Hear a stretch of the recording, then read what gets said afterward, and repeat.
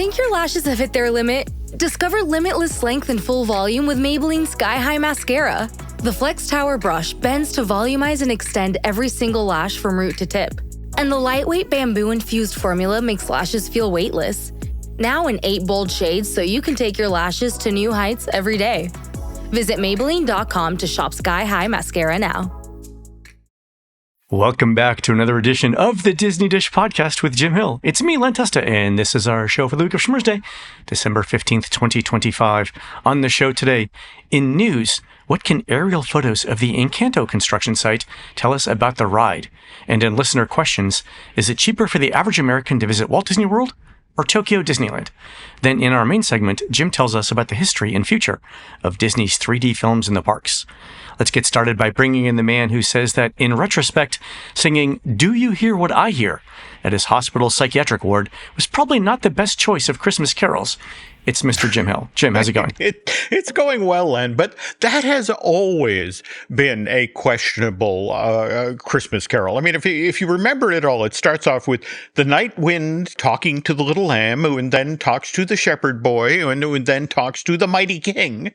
And it's an elaborate game of telephone, Len. Telephone, exactly. You can't trust anything anyone says. There we go. So by the time the king is talking to people everywhere, do you know what I know? It's like, I'm totally clueless. All right. And by the way, you're up on a balcony. You have really poor acoustics. You know, you said something about a scar shining in the sky. You know, it's miscommunication set to music. I don't know what's going on here. There we go. All right, Jim, let's do a quick shout out to all of our subscribers. Thanks to everyone who subscribes over at patreon.com/JimHillMedia, including Matthew Flynn, Lori Keel, Sandra Farmer, Scott Bradbury, AllieGirl79, and Brooke Rothenberg. Jim, these are the Imagineers working to ensure Hollywood Studios' upcoming Magic of Disney animation attraction is as accurate as possible when explaining to guests how animators make movies, including new sets such as explain your artistic vision to a focus group of 8-year-olds, Consumer Products wants you to design a pet for Darth Vader, and the big finale mystery, find the catering intern who forgot Olaf's donuts. True story. Wow. It's how movies are made, Jim. It's how movies are made. It is scarily accurate. Holy cow. Can't wait. Okay. On to the news. Folks, the Disney Dish News is sponsored by UnlockedMagic.com from our friends at DVCRentalStore.com. The holidays are a time to get together with your family and then realize you need to be far, far away from them. Like Disney World far away. So visit UnlockedMagic.com to find special discounts on Disney theme park tickets for 2026. The process is really, really easy. All right, Jim, on to the news. Construction has gone vertical at the Encanto ride in Disney's Animal Kingdom. And Jim, I've included a photo for us to analyze in the show notes. Now, the photo is from BioReconstruct, our Lord and Savior in the sky. The image is looking at the construction from the back of the ride. And we know it's the back of the ride because there's infrastructure on 3 sides in the foreground, and those 3 sides are unlikely to be like guest entrance stuff, right? So, Jim, the thing that I'm most interested in here is in that image in the lower left corner, there's a giant hole being dug in the ground, and that would suggest something like a change in ride height, kind of like at the Haunted Mansion where you're coming out of the attic and going down to the graveyard. What do you think there? Well, you know, you see something like that. And again, especially in an area where we think there's going to be a change in ride height. One would argue you dig a hole because you have something large to anchor. So going to be interesting to see what shows up in that particular show scene of Encanto. All right. So ride height change or something large change. Okay. All right. We'll see. We'll see what happens there. In other news, the Orange County tourist tax collection was up 15% year over year in October, setting a new record. So apparently people still like to go to Orlando, which is great for us. Also, Port Canaveral passenger stats for Disney Cruise Line are out for October. They show the Magic at 81% occupancy, the Treasure and the Wish at 89% occupancy. So, Jim, October is sort of like shoulder season, right? It's not peak summer. It's not peak holiday. So you got to think like 81 to almost 90% occupancy has got to be really, really good for Disney. What do you think? Yeah. You know, but again, that's the thing about the cruise line. You know, it has the most loyal fan base, and you know they'll come back, you know, any time of year and at any price point. So Yeah. The thing that I'm impressed with is the 81% on the Magic, which is a ship that is now, 26, 27 years old. And there are newer ships sailing out of the same port. So if you look ahead, as Disney adds more and more ships, even if they get the second wave of ships, the Dream class ships, and then the Wish class ships, you get those, even if they go from like 89 to, 93% occupancy, even if they land at somewhere in the low 80s, that is still a ton of passengers. And it's doing way better than other cruise lines are doing. So even if they add more ships and get slightly less occupancy, the overall revenue number is going to be much, much larger. So I think they're in good shape there. Yeah. I mean, it's hard not to argue that point. It's just going to be interesting. When does the Destiny actually officially come online? Any day now, if it's not already out. Oh, okay. I thought it was, but I could be wrong. Okay.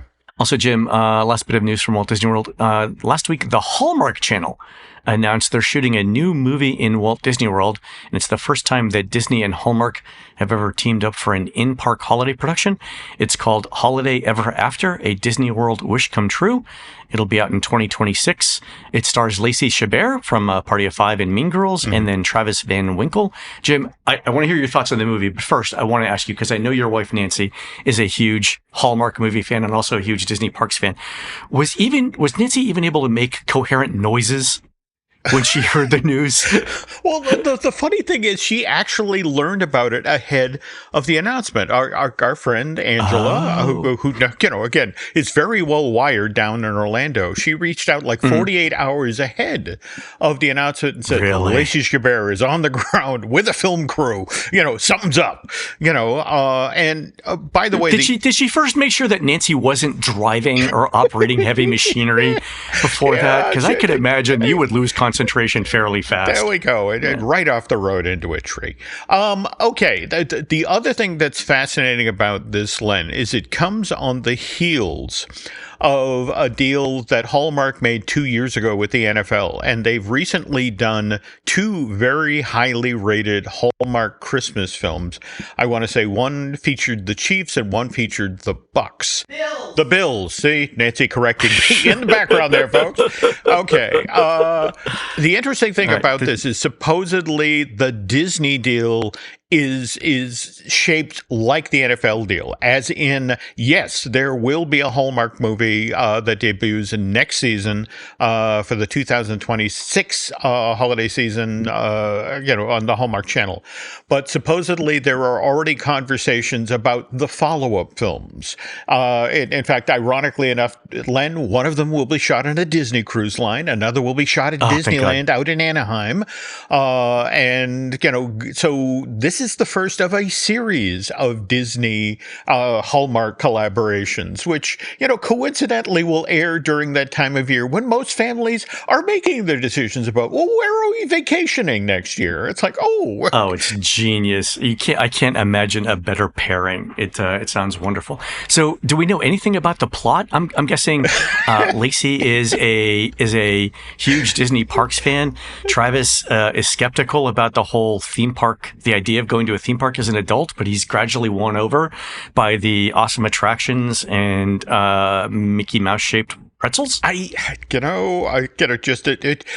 sounds like, Len, you are literally looking at the AI produced script right now. And I don't think you're going to be that far off. All right. I think that this should be that what Hallmark should do is basically ask Disney Parks fans to come up with the script and then just shoot it. Like we don't need to. People would do it for free. I would pitch in for free. Let me write. Give me like 3 minutes of dialogue, and that will be my contribution here. I can do this. I cannot wait to see this.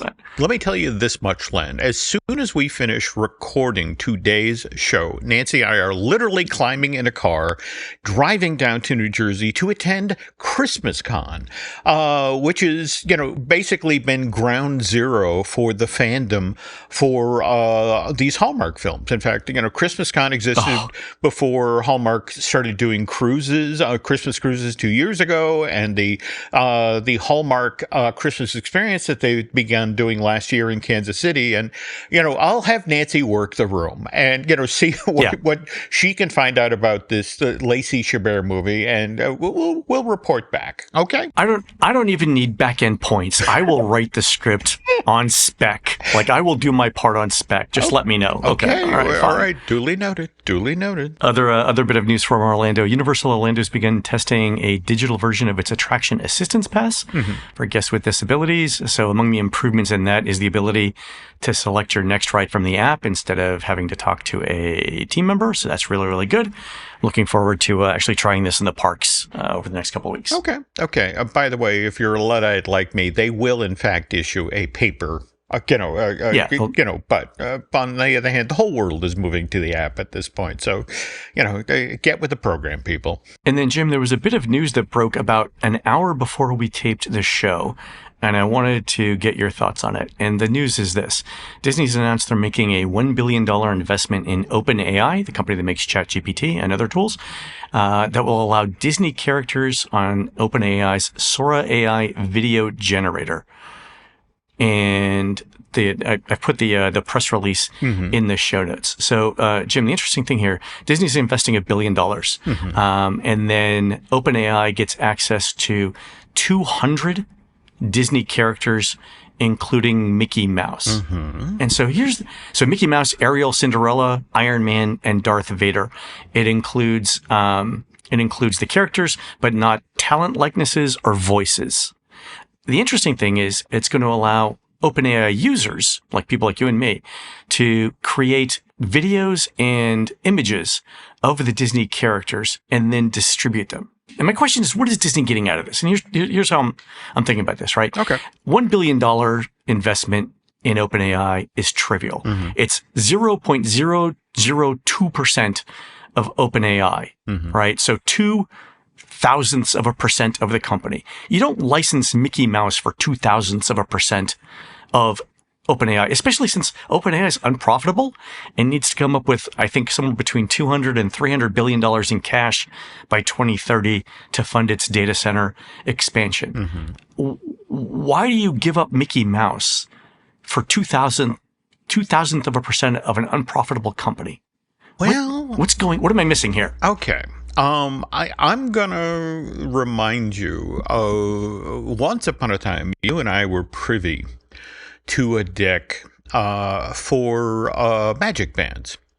And, yes. And deep down into this PowerPoint presentation about, how Magic Bands was going to come into the park, there was a section about merchandising. And the notion was, for example, that they gave the example of, you're going to go on a small world while you're, this vacationing at Walt Disney World, and you are going to be allowed at home to make your own small world doll that would appear in the finale on a flat screen. Okay. And, but what they mentioned as feeding off of that is, and you'll also be able to go to the subsidiary site and you can get your small world doll on a coffee mug and a t-shirt and a mouse pad. And, okay. I'm wondering if, again, what we're missing here is the forest for the trees. It's like, okay, you create your Mickey Mouse and you share it, through AI, and you share it with friends and family, but you also, you might want something to commemorate that. And it's like, hey, would you like a litho? Would you like a coffee mug? Would you like a giant, ridiculously large beverage container that keeps your thing cold all day? Yeah. Do you want a poster print of you, your family, with Mickey Mouse on It's a Small World, and you're all wearing the same matching T-shirt? Yeah. I mean, interesting. I'm just sensing that there's a revenue stream here that, that's just out of sight. Because again, this is the Disney company we're talking about. They don't move into a space unless they sense that there is profit to be had. So yes, giving away the characters, these 200 characters, and making it possible for people to do stuff with AI with them.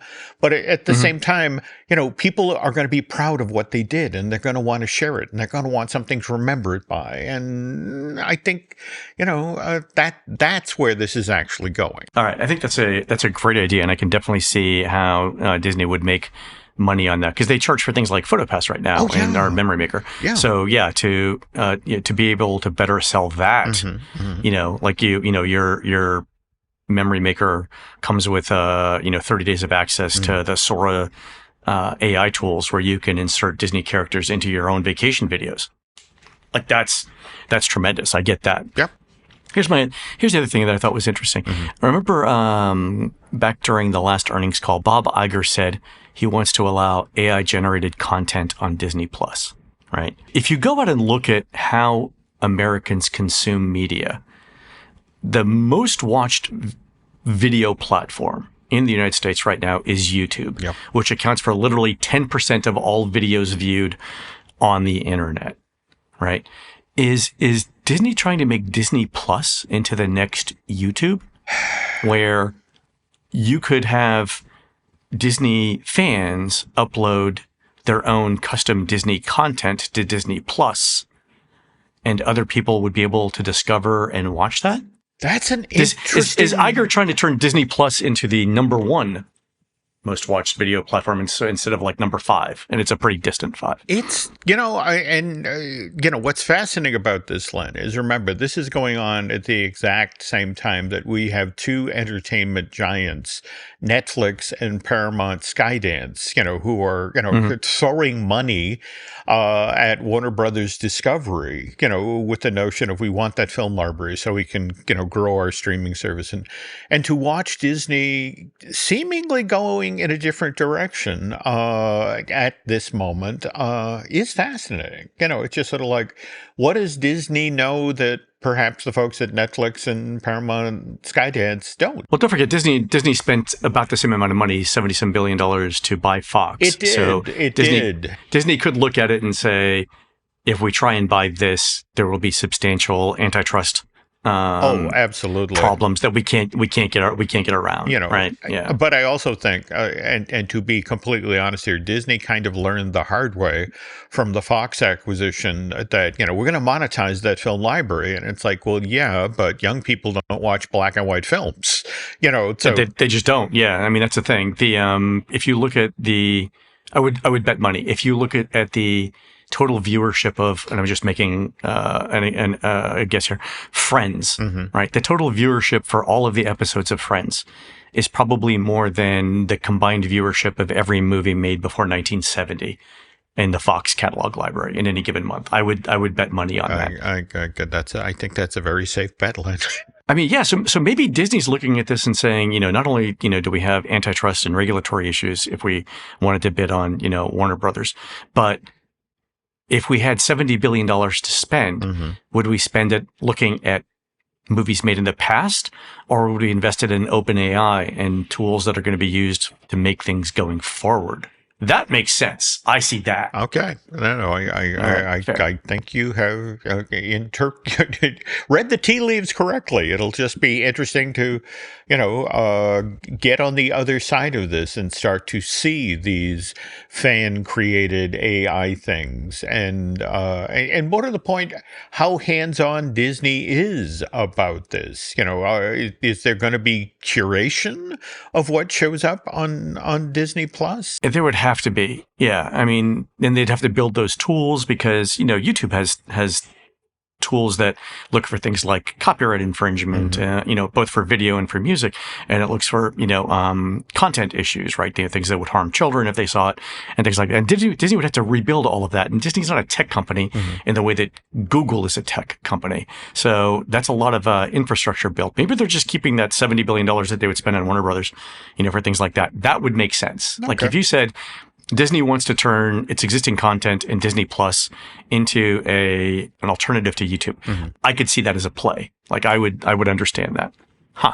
Okay. The other thing I would love to hear is, like, what do Disney's lawyers think the issues are with this deal? I would pay money to hear that. Anyway. And one final note. Remember, there are even things that Disney itself has produced that get thrown in the vault. Like, no, we're not showing that again. I mean, for example, Chris Bailey's wonderful Mickey Mouse short, Runaway Brain. It's just sort of like, right. Featuring a feral Mickey Mouse. It's like, nope, we're not showing that. So it's like, it'll be interesting to see, of the fan-made things, what does make it on to Disney Plus further on down the line. Yeah, super interesting. All right, Jim, on to surveys. Our friend Kevin sent in a Disney survey that asks which Universal parks you visited, but the survey hasn't yet been updated to include Epic Universe. Oh. So friends at Disney, get on that. Wow. Okay. I understand how content gets stale. Yeah. I know, but that's the equivalent of surveying folks about McDonald's and leaving the cheeseburger off the. So. Also, our friend Lucy sent in a really interesting survey she received after she browsed the Disney website for hotel rooms and didn't book. Mm-hmm. And the first question is this: why did you browse for hotel rooms in the Disneyland website, even though you'd already booked a room? So there was a previous question about she'd booked it. And Lucy answered, I was comparing different hotel options. And then the follow-up question is, and why were you wearing that blouse with those pants? So, did you know that you can turn your video camera off? There we go.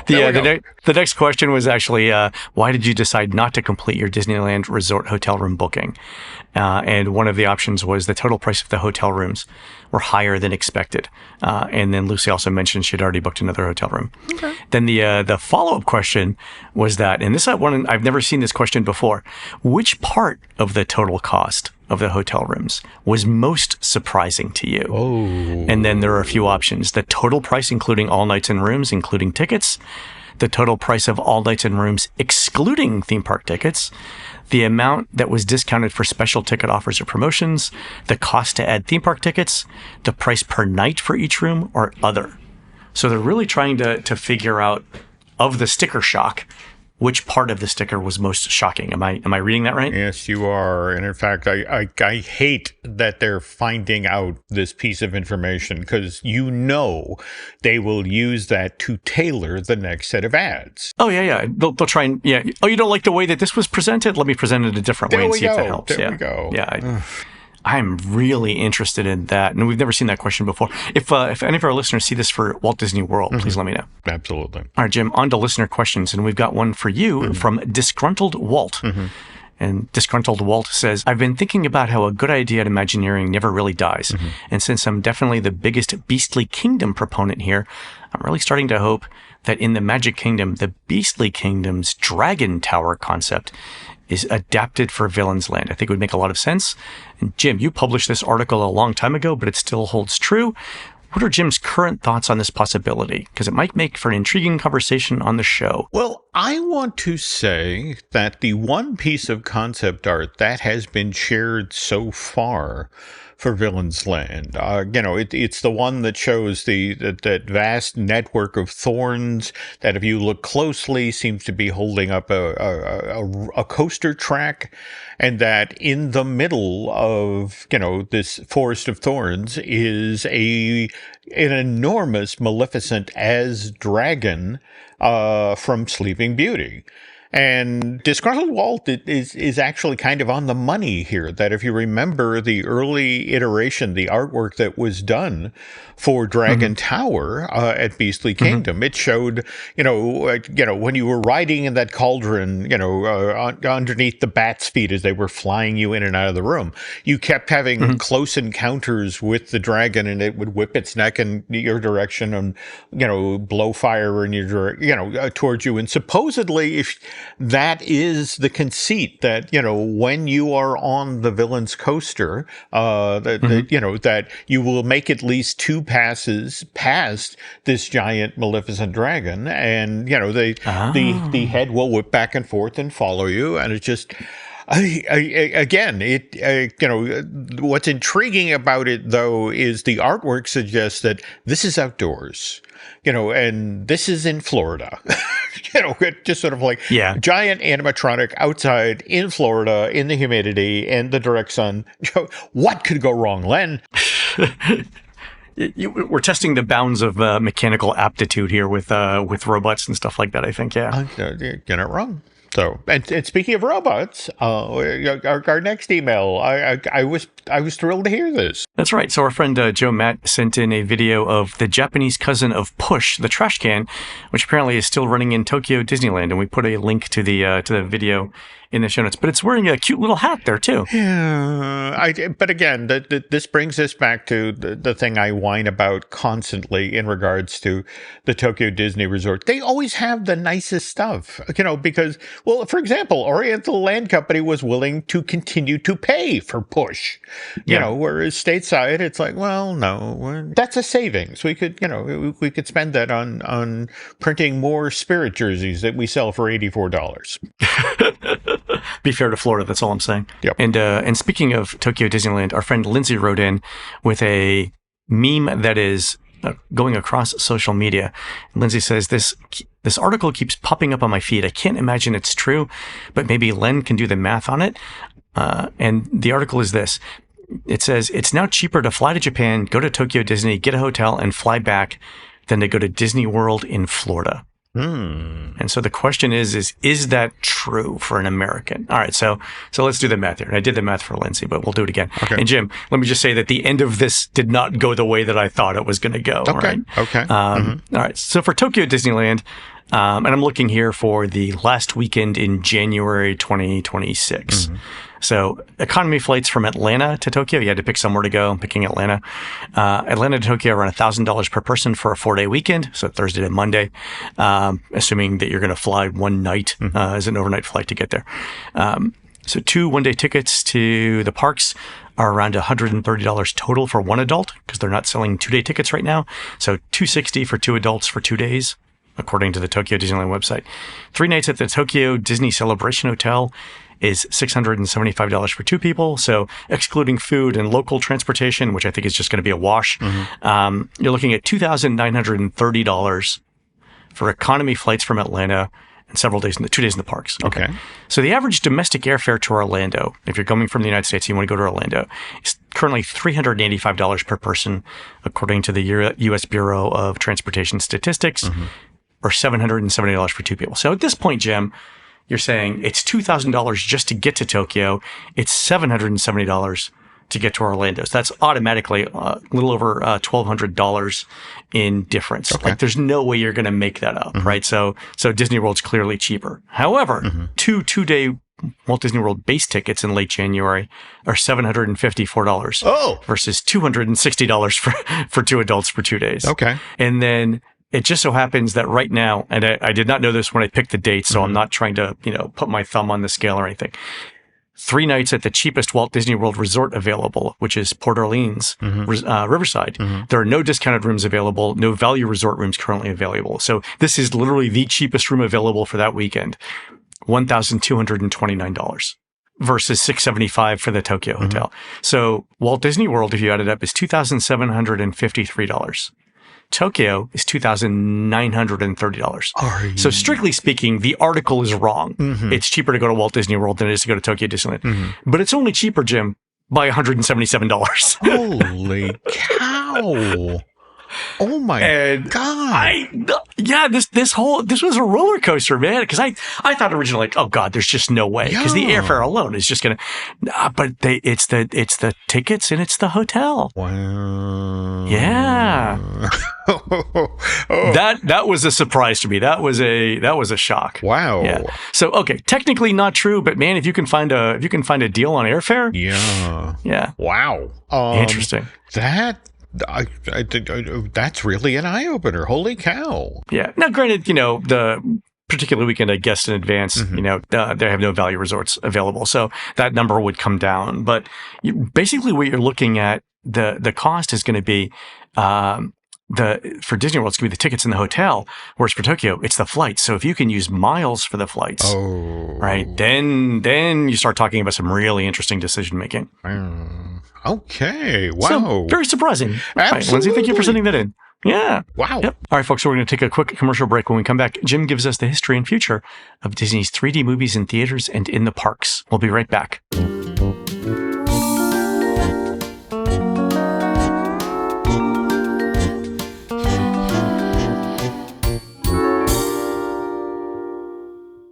Look, I don't need to tell you this. You're an adult, which is how I know you know how to read a calendar. So you already know that time is seriously running out right now when it comes to getting just the right gift for friends and family this holiday season. Which is why I'm just going to say this once. Do yourself a favor and go pick up an Aura frame. Aura frames are a great gift for anyone in your life, and they are so ridiculously easy to set up. Even anyone I do a podcast with will tell you, I'm a technological idiot. I have trouble working with virtually every single device on this planet, and even I could make an Aura frame work. And the beauty part is, you can share memories from anywhere. Thanks to the Aura app, you can upload an unlimited number of photos and videos to this digital frame. This year, I'm planning on getting an Aura frame for my brother Pete. He's got a beautiful new granddaughter, Anila.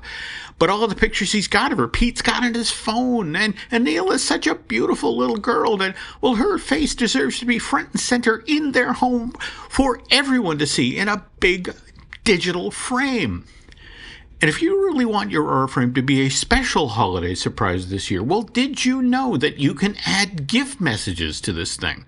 Better yet, preload your Aura frame with images before it ships. Long story short, an Aura frame is a no-hassle gift that feels personal right out of the box. And for a limited time, you can save on the perfect gift by visiting auraframes.com. To get $35 off Aura's best-selling Carver matte frames, named #1 by Wirecutter, by using promo code DISH at checkout. That's AURA frames.com, promo code DISH. This deal is exclusive to Disney Dish fans, and frames sell out fast. So order yours now to get it in time for the holidays. Support the show by mentioning the Disney Dish at checkout. Terms and conditions apply. We thank Aura Frames for sponsoring today's show. The holidays are a time for storytelling. Don't believe me? This is literally a lyric straight out of that classic Andy Williams Christmas song, The Most Wonderful Time of the Year. There'll be scary ghost stories and tales of the glories of Christmases long, long ago. So you see, storytelling, key component of this time of year. And if you'd like to be in the true spirit of the season when it comes to the gifts you give this Christmas, well, why not sign your friends and family members up for Storyworth Memoirs? Now, don't let that name intimidate you, because Storyworth Memoirs makes the story collection process simple. Each week, Storyworth emails your loved one a memory-provoking question that you get to help choose. Questions like, what was your childhood home like? Or who were your best friends growing up? And all your loved one needs to do is respond to that email with a story. They can either write a story over email or record it over the phone for Storyworth to transcribe. And it's so easy with no apps or passwords required that even your least tech-savvy relatives, like me, can use it. And after a year, Storyworth compiles your loved one's stories and photos into a beautiful keepsake hardcover book, where the photos are printed in vibrant color. And what's really great about Storyworth is, even though they've been around for 13 years, they're still innovating. This year, they added a bunch of new features to make storytelling even easier, not to mention a bunch of new book designs. But you know what hasn't changed about Storyworth? How much customers love this service. To date, they printed over 1 million books, and did I mention the over 48,000 5-star reviews Storyworth has gotten over on Trustpilot? Me personally, we got Storyworth from my mom a few years back, and since we lost her at the age of 93 earlier this year, I can't honestly tell you what a comfort that keepsake book has been over these past few months. To be able to crack that thing open and once again read some of the stories that my mom shared about growing up in Boston back in the 30s. Give your loved ones a unique keepsake that you'll all cherish for years. Storyworth Memoirs. Right now, save $10 or more on their holiday sale when you go to storyworth.com/DisneyDish. That's storyworth.com/DisneyDish to save $10 or more on your order. We thank them for sponsoring today's show. Does it ever feel like you're a marketing professional just speaking into the void? But with LinkedIn ads, you can know you're reaching the right decision makers, a network of 130 million of them, in fact. You can even target buyers by job title, industry, company, seniority, skills, and did I say job title? See how you can avoid the void and reach the right buyers with LinkedIn ads. Spend $250 on your first campaign and get a free $250 credit for the next one. Get started at linkedin.com/campaign. Terms and conditions apply.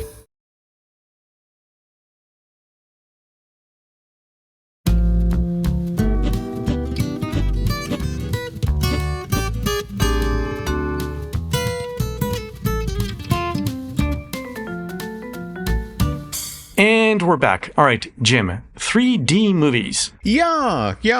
It is an interesting time to be talking about 3D movies and attractions at Disney parks because in this just past month or so, I feel like the mouse has been sending mixed messages.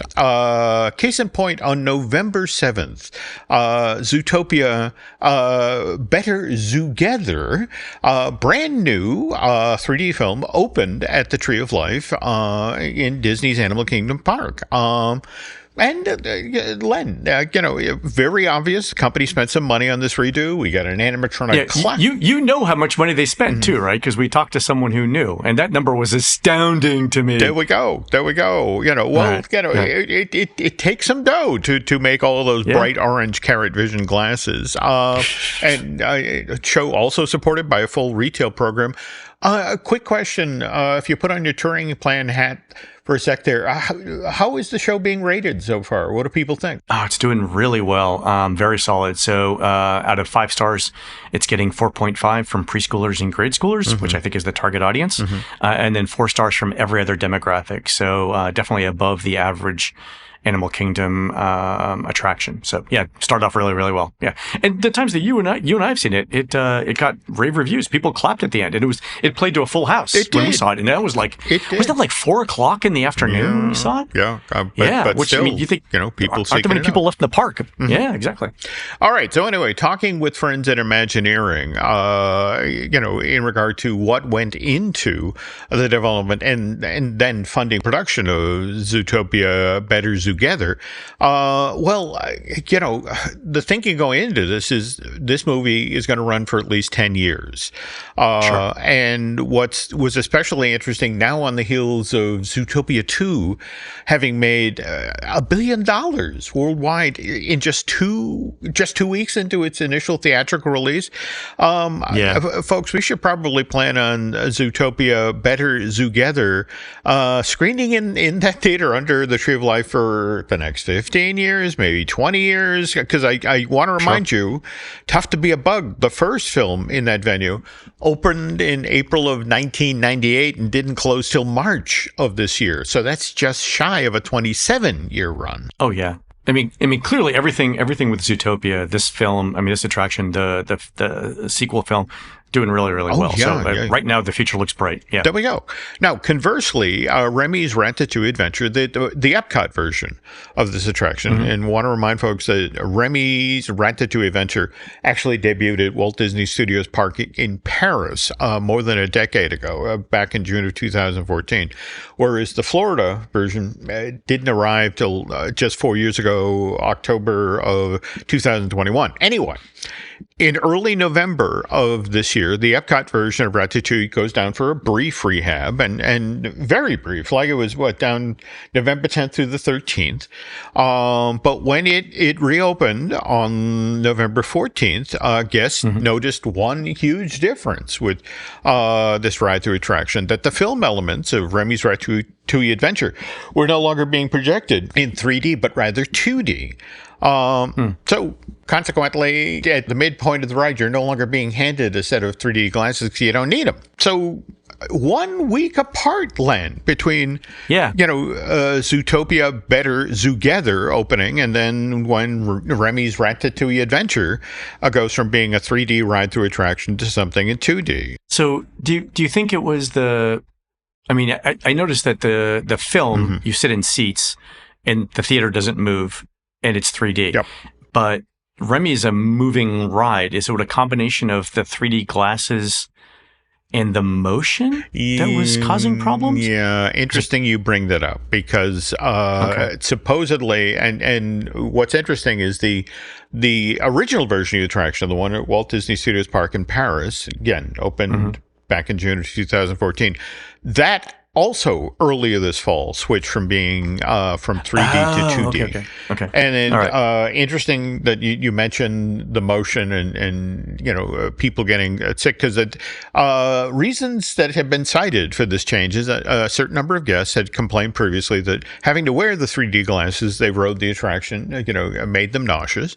Also worth noting that guests with vision problems talked about how when they had to wear the polarized glasses, it dimmed their field of vision and it made it actually harder to see the film elements in Remy's Ratatouille Adventure. Yeah, and I wear glasses when I'm in the parks, and that's happened to be on some 3D films too. So I get both of those issues actually. That makes sense. Okay. And then forgive the obvious, but it costs a lot of money to maintain the necessary inventory of 3D glasses for an attraction like Remy. Not to mention the ongoing cost of cleaning those glasses every day.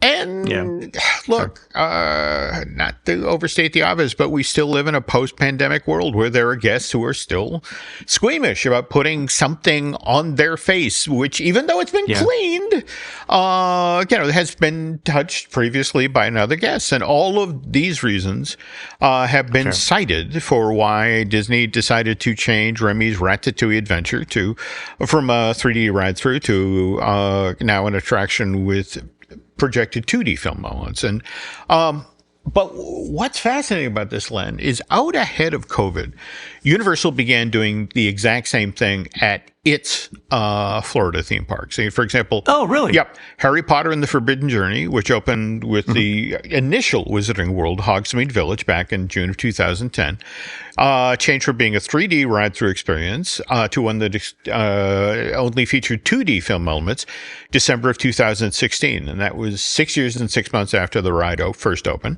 Despicable Me Minion Mayhem, which opened at Universal Studios Florida back in June of 2012. That swapped out its 3D film moments for a 2D version, July of 2019, so that's 7 years and change. Skull Island, Reign of Kong, that opened July of 2016. February of last year, 2024, that ride-through opted out of the 3D footage and began using 2D footage. And so it's not just the mouse that's doing this. Okay.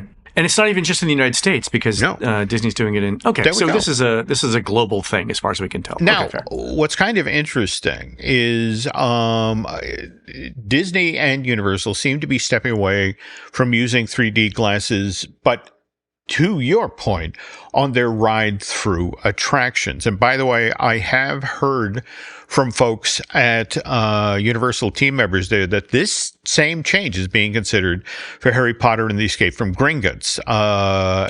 Oh, it's funny you mentioned that because I literally take the glasses off when I ride this because it's easier for me to look at blurry screens than it is to ride with the glasses. I don't get as nauseous looking at blurry screens as I do through the 3D glasses. Oh, that makes sense. Okay, go ahead. Interesting. Okay, but by the way, when you they hand you a set of caving goggles before that train departs the station. And by the way, that's kind of a fun side story.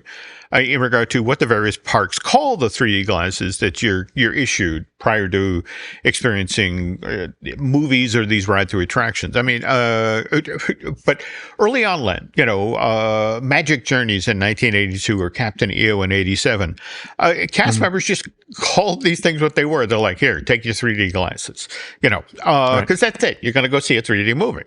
But it was with the opening of Muppet Vision in May of 91 that the thinking and imagineering began to mutate on this issue. I mean, it's like, well, look, the story is that you're about to visit Muppet Labs.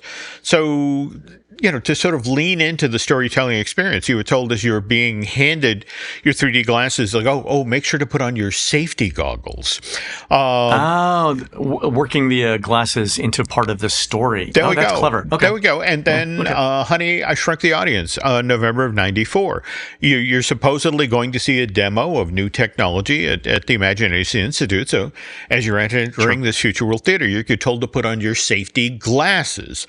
There you go. And this continues into the late 90s, early 2000s. You go to the Tree of Life in Animal Kingdom, see Tough to Be a Bug. You're told to put on your bug eyes. Bug eyes. Yeah. And in fact, my favorite was when you went to the Fantasyland Theater at the Magic Kingdom to see Mickey's PhilharMagic, where there, when that opened in October of 2003, you were handed a set of opera glasses. Opera glasses. That's right. Yeah. Okay. But again, you get the idea. Toy Story Midway Mania, that opens in 2008. You get a set of Carnival Game goggles. Star Tours switches to a 3D movie that goes to multiple destinations. Spring of 2011. You're given a set of flight glasses. Avatar, Flight of Passage, when that opens at Animal Kingdom, May of 2017, will differentiate the 3D glasses that you got in Pandora, from the ones you got when you walked onto a Starspeeder 1000. Pandora, you got flight goggles rather than flight glasses. And then to bring us totally up to date here, when Web Slingers, the Spider-Man Adventure, opens at DCA as part of the Avengers campus in 2021, there you're given Web Vision glasses. And but Len, you'll love this. The only place where this sort of storytelling fell apart was, ironically enough, Remy's Ratatouille Adventure. I mean, back then, you were issued 3D glasses before you got in your mouse-shaped vehicle, and that's what they told you they were, 3D glasses. And you don't need 3D glasses to see rats. So I guess they couldn't really integrate that into the story. There we go. All right, but that was the thing. So I had a friend who's supervisor over at the France Pavilion on this ride through, and I said, well, look, all of these other Disney attractions have story-specific names for their 3D glasses. And it's like, what's the deal with your stuff? And he thought for a minute, and he said, well, we're in France. So all right, I'll tell the cast members from this point on, when they're handing them out, it's like, be sure and take les 3D glasses. And I flunked high school. The accent there was just perfect, Jim. I was gonna say, you've clearly taken some French. You've studied the language. But even I got that joke. So that's beautiful. All right. By the way, we were just talking about Avatar: Flight of Passage, and when we get back from this break, we're going to talk about how the marquee attraction at Pandora, the world of Avatar, came within inches, Len, of being a 2D ride experience. Really? But first, this. When the holidays start to feel a bit repetitive, reach for a Sprite Winter Spiced Cranberry and put your twist on tradition. A bold cranberry and winter spice flavor fusion, Sprite Winter Spiced Cranberry is a refreshing way to shake things up this sipping season. And only for a limited time. Sprite, obey your thirst. Fire is the only pure thing in this world. On December 19th, the world of Avatar will change forever. There's something you're hiding. Tell her it is time. From director James Cameron. This world goes much deeper than you imagine. Get tickets now. Movies don't get any bigger than this. The day has come. Avatar, Fire and Ash. Rated PG-13. May be inappropriate for children under 13. Get tickets now. REI Co-op presents a perfect outdoor moment with the perfect gift. Picture this. You're ripping with your favorite person. Bluebird skies, blower powder, and frankly, you're skiing like legends. So sick. Another lap? Thanks to REI's curation, from lid to sticks, you nailed the gift. No way. How'd you know? Does it get more perfect than that? Give without guessing. Shop in store or visit rei.com.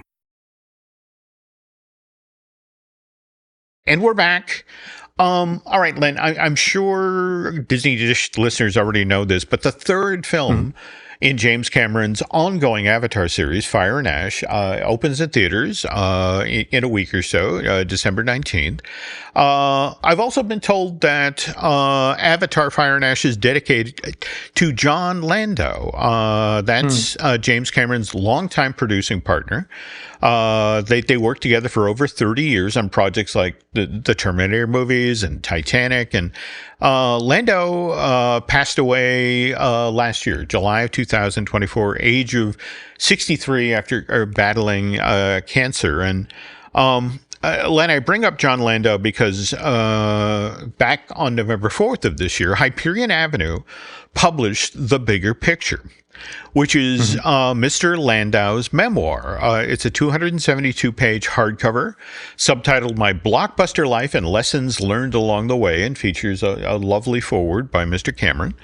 And the reason I'm bringing up The Bigger Picture today is that in addition to great behind-the-scenes stories about the creation of Titanic and the Avatar movies, Mr. Landau's memoir also has a fascinating section about the creation of Pandora, the world of Avatar, which starts off, and I'm quoting from the book now, with John revealing that on my list of top 10 wishes when I was a little boy, along with jumping into one of Bert's chalk paintings in Mary Poppins and meeting Kareem Abdul-Jabbar, was to create my own ride at Disney. What kid wouldn't want to do that?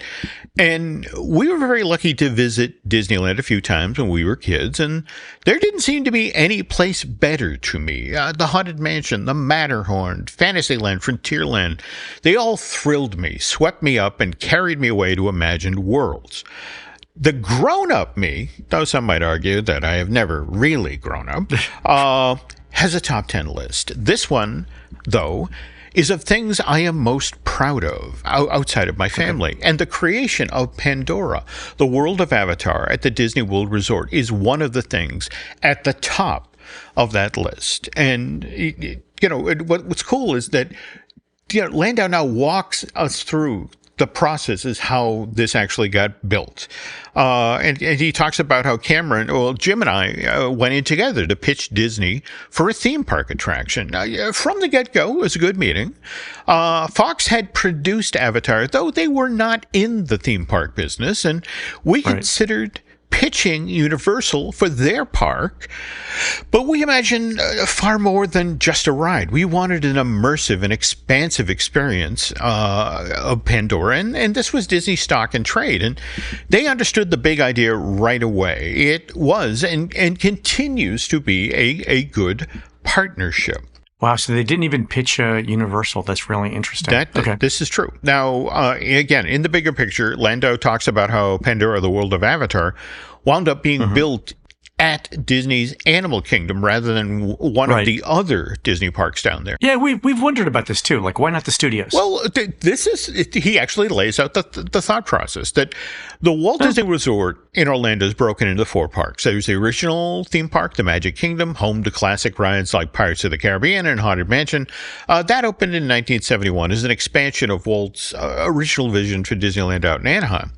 Then there is Disney's Hollywood Studio, where you enter along a replica of Hollywood Boulevard. Its most popular rides are dedicated to Disney movie franchises, Star Wars, Toy Story, and it might seem like a natural home for Avatar, but we were wary. Setting up at Hollywood Studios would emphasize Avatar as a movie, which is not what we wanted. We wanted the whole world of Avatar. Okay, so pause there 1 second. So I realize this book was written in 2024, but when the deal was announced in 2012, neither of the movie franchises that Landau mentions, Star Wars and Toy Story, were lands in Hollywood Studios. That is an excellent point.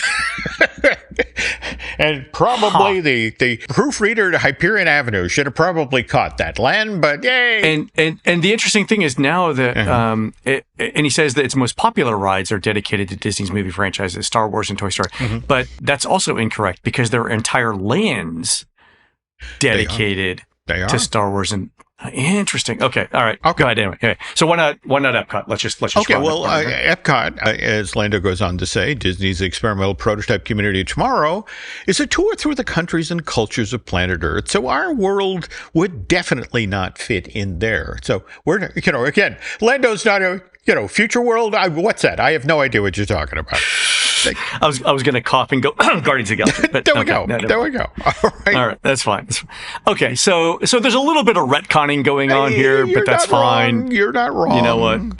Okay. But okay, he then goes on to talk about Disney's Animal Kingdom, where the theme is the wonder of nature and conservation. And there's an animal safari, areas dedicated to a few of the continents, a train ride that takes you to the wilderness, and an exhilarating river rapids. And it seemed like the perfect home for what we imagined creating for Avatar. And the part of this that fascinates me, Len, this book, The Bigger Picture, is that John shares that it's Cameron and Lando, rather than the Imagineers, who drove the bus when it came to the initial development of this new land at Animal Kingdom. And he said, "We entered into the agreement without knowing exactly what we would build, and we went back to Disney several months later to share our artwork and ideas, and when these were accepted, we began working with the extraordinary Joe Rohde, who had been at Disney since 1980, and he goes on to describe, Joe is a guy with 26 earrings on one ear,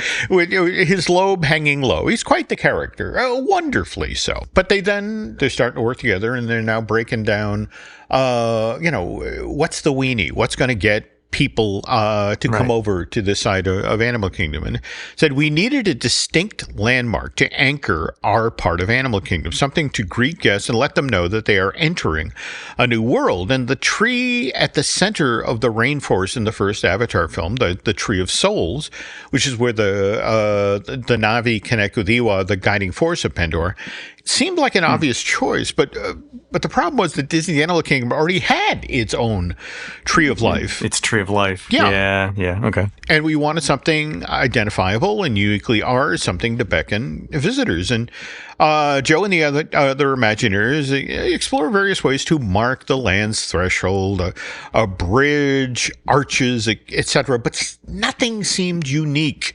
enough. But then they approached us giddily with the idea of building a floating mountain like the floating mountains of Pandora. It would be this massive artificial summit held up by hidden beams, a trick of perspective that would make it appear to float. And Lando thought, this is brilliant. All right. Bigger Picture also walks us through how Pandora's two attractions, Na'vi River Journey, which John views as a boat tour of the Pandora's forest, akin to Pirates of the Caribbean. My note here, Len, is I don't recall Pirates of the Caribbean only having one animatronic, but hey, it's a great animatronic. Captain Barbossa as shaman, that's fantastic. Yeah, exactly. And then, of course, there is Avatar: Flight of Passage, 3D simulator of a Banshee flight across the planet of Pandora. And anyway, talks about how this came to be. And I bring up this specific attraction, that 3D simulation of a Banshee flight, on today's show, because there's a section of this John Landau memoir that then ties in with the front half of today's feature. He talks about that time in 2015, and this is midway through the development of Avatar: Flight of Passage, where, as John explains, I was in Europe, and I got a call from Bruce Vaughan, the head of Walt Disney Imagineering, and he said, John, we've decided to do the ride in 2D. And he's like, no, you can't. Give me a week. So what does John Landau do over the course of a single week that then convinces Bruce Vaughan that the film portion of the simulator attraction really does need to be done in 3D? I'm sorry, folks. To find that out, you got to buy your own copy of The Bigger Picture, my blockbuster life and lessons learned along the way.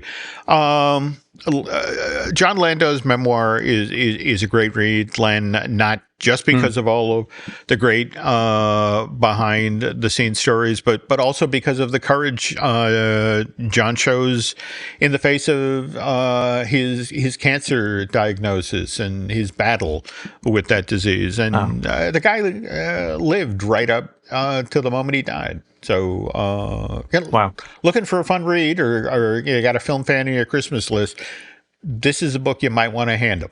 I've just put a link to the book in the show notes as well. Okay. That is fantastic. That's a great story. So Bruce Vaughan wanted it to be 2D. Yep.